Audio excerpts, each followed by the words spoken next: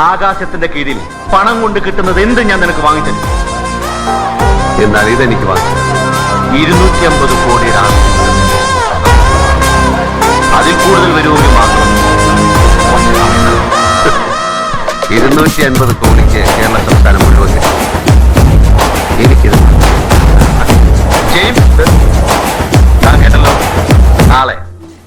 നാളെ തന്നെ എന്റെ ഡീൽ ഉറപ്പിച്ച് സെറ്റിൽ ചെയ്യണം. ആവശ്യമുള്ള പണം ബാങ്കിൽ നിന്ന് ഡ്രോ ചെയ്യാം.